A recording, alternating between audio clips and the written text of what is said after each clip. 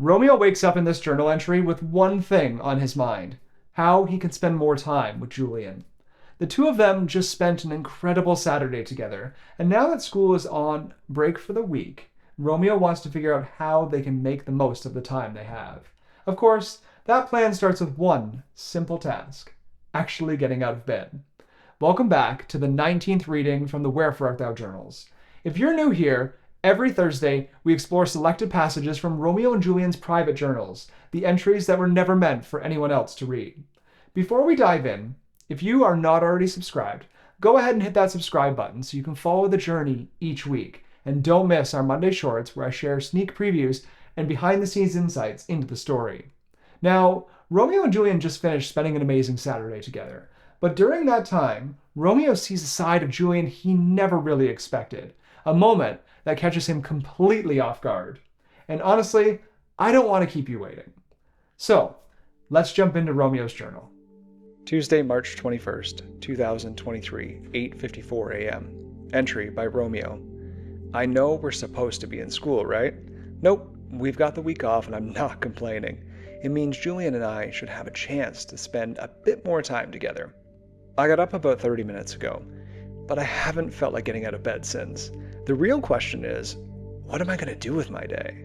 I'm thinking some drawing will definitely happen. I do have a bit of homework to tackle, just 2 small assignments, and there's my media class project. What's the assignment? We have to take our favorite movie of all time and edit together a trailer for it. Yeah, that's the whole thing. It's an editing-focused project. And I think I've already proven I can handle editing. The real question is, what movie do I pick? I don't have a specific favorite, so I'm torn. Maybe Saving Private Ryan? Or Indiana Jones? I do like that one. But Saving Private Ryan could be pretty powerful. I should probably pick something unique, something not everyone else will do. I might ask Mom for her thoughts when I finally manage to drag myself out of bed. Speaking of movies, Julian and I went to see the new Shazam movie on Saturday afternoon. I went in with 0 expectations. Honestly, I was just excited to spend time with him. There were a few good laughs, but it wasn't as good as the first one. Not sure what it was missing, just something felt off, and I couldn't put my finger on it. The best part? Julian's laugh. It's so contagious. On our way out of the theater, we ran into Tommy, the filmmaker guy from my class. He recognized Julian right away and said hello. Then he asked what the two of us were doing together. Julian stepped away from me so fast. I can tell he's not super comfortable in his own skin yet. And I get it. I'm more accepting of who I am, but wow, he could have played it cooler to make it less obvious. I told Tommy that Julian and I met during my first week of school, hit it off, and have been hanging out ever since. I added how nice it was to have someone to talk to and eat lunch with. That's when Tommy said a girl in our media class has a huge crush on me. I could feel Julian's annoyance right away. He got a little bold and moved back beside me. I tried so hard not to laugh. I thanked Tommy for letting me know, but told him I wasn't interested in dating anyone. I explained I just wanted to focus on finishing school, doing well, and leaving the area. No point in starting something when I wasn't planning to stick around. Thankfully, Tommy didn't press. He just said he'd let the girl down gently. As we walked away, I could tell Julian was getting anxious about my comments. Before he could say anything, I told him not to worry, that I hadn't decided what I was doing yet. That's when he mentioned he talked to his uncle earlier about traveling. He's mentioned it a few times. I was super supportive, and it sounds like an incredible opportunity for him. Maybe it'll help with his anxiety, or possibly make it worse. Who knows? The whole time he talked about traveling, all I could think was how much I wanted to go with him. I pictured myself stuck in a boring art class while he sent me photos of beautiful buildings in Europe, wishing I were there with him sketching. Finally, I said it, with the biggest, cheekiest smile. I told him, maybe I'll go with you. You should have seen him light up. His glow could have blinded people. It was amazing. After the movie, we went to the mall. I don't usually enjoy shopping, but I wanted to look for some new clothes. At one point, we were in this clothing store and Julian picked out a couple of shirts to try on. The dressing rooms were full, but clearly he really wanted to make sure they fit.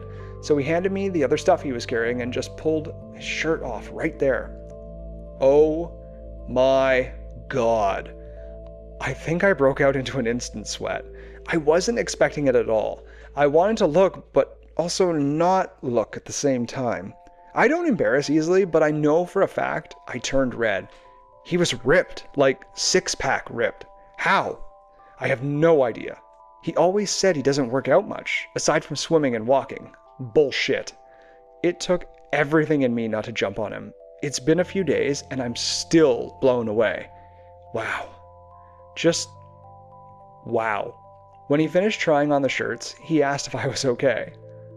Oh, if he only knew. He kept asking if I wanted to try on what I'd picked out, but I told him I was good. How could I even compete with that body? Not that it's a competition, but seriously, wow. I may need to convince him to let me draw him shirtless someday. For artistic learning purposes, of course. It's not every day you have access to a guy with a six-pack. How many times have I said six-pack now? Yeah, I have a problem. What can I say? It's an image I'll never forget. It took all my power not to pet those abs. Okay, I really need to stop talking about it. I'm getting distracted just like I did on Saturday. Breathe, Romeo. Breathe. And that's where we'll pause this time. I remember laughing when I first wrote this entry, just picturing that moment when Julian's shirt comes up for the first time and the look on Romeo's face when he realizes what's been hiding underneath. But before that moment happens, Romeo talks about something interesting that took place at the movies. They run into one of Romeo's classmates, and the questions start coming.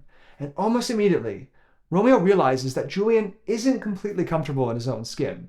Even though he's clearly in great shape, the six-pack definitely confirms that. It doesn't mean insecurities disappear. Confidence and insecurity can exist at the exact same time.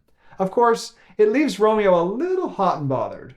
But when Julian hears that a girl at school has a crush on Romeo, then that dynamic shifts slightly. Suddenly, he's seeing Romeo through a different lens, too. And that moment reveals something important about Julian's character. He may be unsure of himself sometimes, but he definitely doesn't like the idea of someone else stepping into Romeo's orbit. Now, this isn't the full journal entry. There's a lot more that happens. But much like the six-pack that catches Romeo off guard, this portion of the entry is just a little tease for what's still to come. If you're enjoying watching Romeo and Julian's relationship unfold through these journal entries, take a second to like the video. It really helps the series reach new readers. And if you want to follow the story as it develops one entry at a time, make sure you're subscribed. And I'd love to hear your thoughts in the comments.